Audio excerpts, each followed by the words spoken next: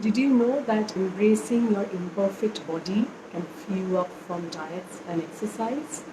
This is what I have to share with you today in today's session. And if you like what I have to say, make sure that you sign up for the private Facebook group I have created for women just like you, women on a journey towards health, towards taking charge of their health, towards prioritizing self care, but without feeling guilty and living their best life. The group is called Peaceful Warriors, and I am going to share the link in this post. So make sure that you click on the link, answer the three membership questions, and join the group, because this is where I share with you. I hold monthly challenges, I show up live every week, I answer questions, and much more, right? So today, in today's session, I want to share with you, discuss with you why embracing our imperfect body is so important and how it can set us free from the tyranny of diets and exercise. If you're like most other women I know, you would have at least once in your life been on a diet or on a particular exercise routine, etc. Right? How did that work for you? Were you able to sustain that? Uh, it might have worked for you. I mean, if you were on a particular diet, if you were on having certain foods which are nourishing for you, it would have helped you. But otherwise, how did it go for you, right? So for most women, though, what happens is that we end up being on a particular diet, as we call it, because we heard it from someone else, right? Heard it from a friend or from a neighbor and worked really well for them. Similarly with exercising, right? Even if we have been going through a pretty stressful time or with some kind of illness, just because we want to lose weight, we might have been really pushing our bodies and working out like mad in the gym, maybe 2 3 hours, and then falling ill over a period of time, right? May not be the direct result of the exercise, but it definitely contributes to the stress. It depends on what your body needs at that time. So this is what I meant from freeing yourself up, from the tyranny of diets and exercising, right?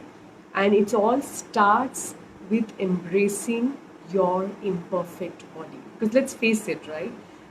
We all have imperfect bodies. We are all imperfect human beings. We all have our own flaws, our own warts, which we may or may not be able to hide well, but it's there, right? No matter how perfect a person might seem on the front of a magazine cover, etc., you know that a lot of these, most of these photos are airbrushed, etc., and everyone has some flaw or the other, right? And compassion is the antidote to body dissatisfaction. It's about moving from saying ugh, when your body doesn't match up to your standards, when it doesn't look the way you want it to, right? And moving to something like awe, right? Which is basically kind of compassion for your body, because it's doing the best that it can. It is trying to match up to your standard, but it may not be able to, but you are accepting it as it is right now, the way it looks right now, right? So, and that is the key behind having a healthy weight. Not the ideal weight, not what you think should be, your weight because it's somebody else is on that particular weight, but having a healthy weight and then maintaining that. But again, health is not about the weighing machine, right? That one number on your weighing scale. It's not about that. Health is so much more beyond that, right? But one of the things that does sort of give us some sense of where we are, of course, is our weights. But I'm not going to talk about weights here.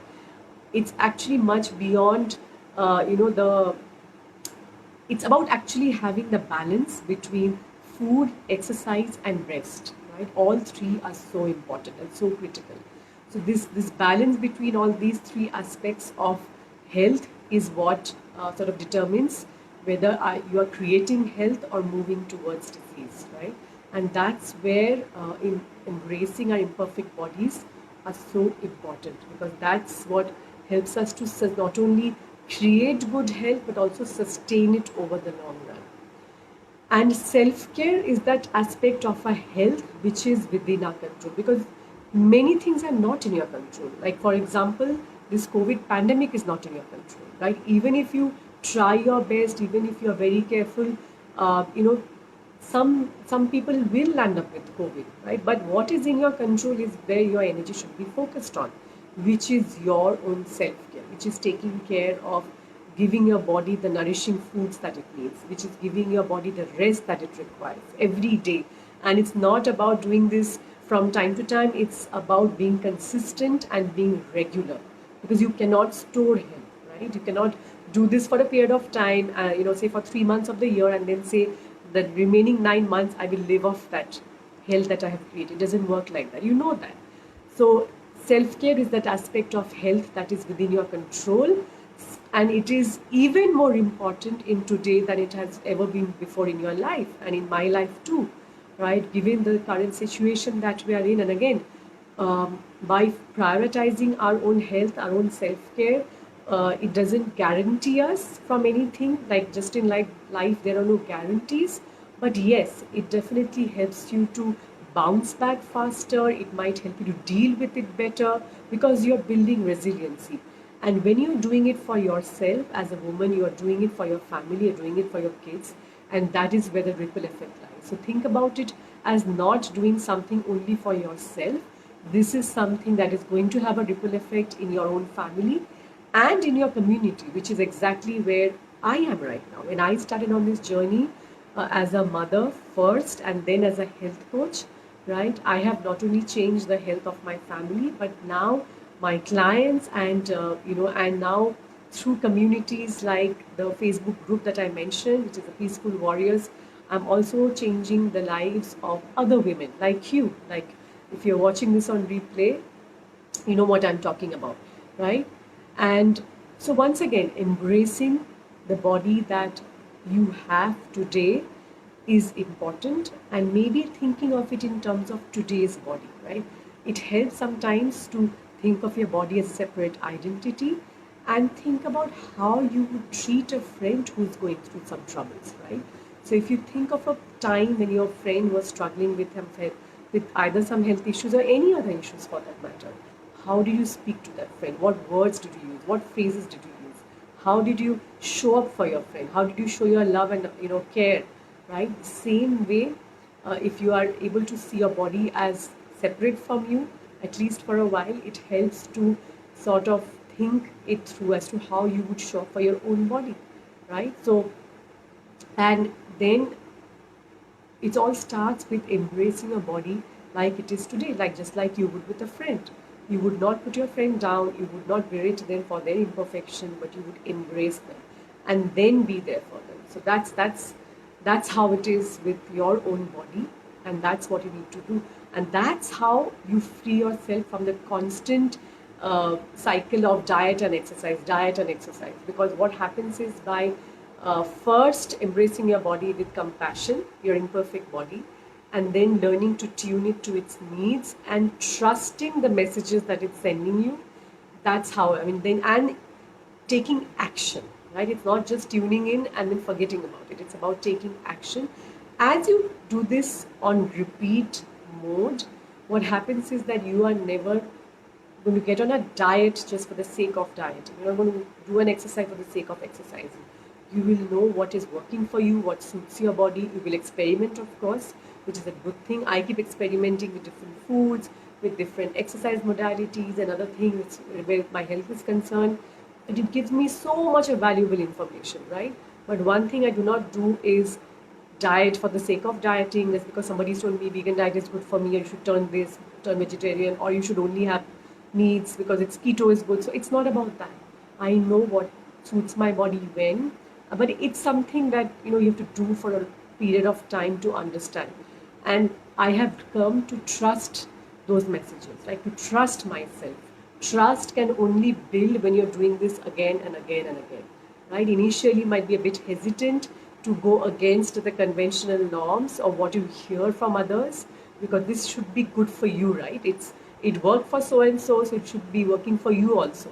No, it may not work. You're a different person, that person is different, your needs are different, that person's needs are different, you're going through your environment is different, your exposure to toxins are different, your detoxification capabilities are different, your digestion capabilities are different from the other person. There's so many different things. Your lifestyle is completely different, your movement, right, per se in your body is different.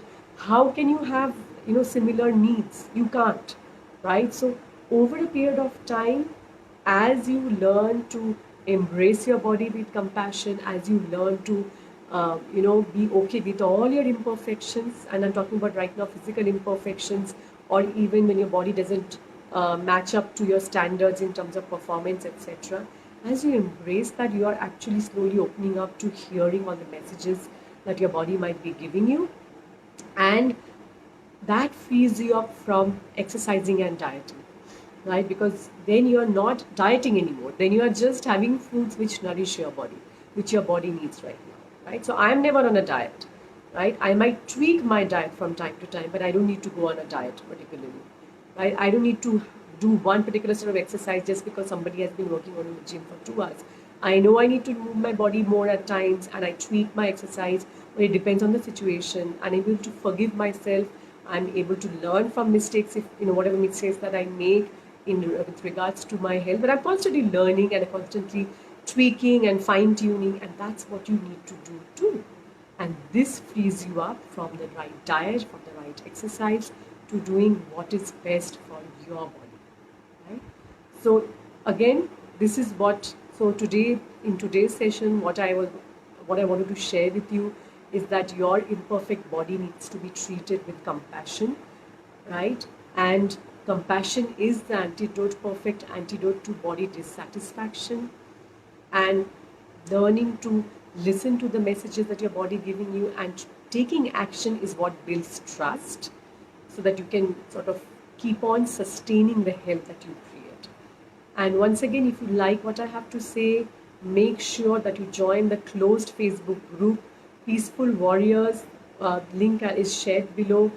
This is for women like you who are on a healing journey, and who want to who want to be on this journey with fellow passengers, like-minded women, amazing women who want to prioritize their self-care without feeling guilty about it, learn the tools that they can do, pick up resources that I'm going to be sharing, be inspired, be educated, and feel empowered.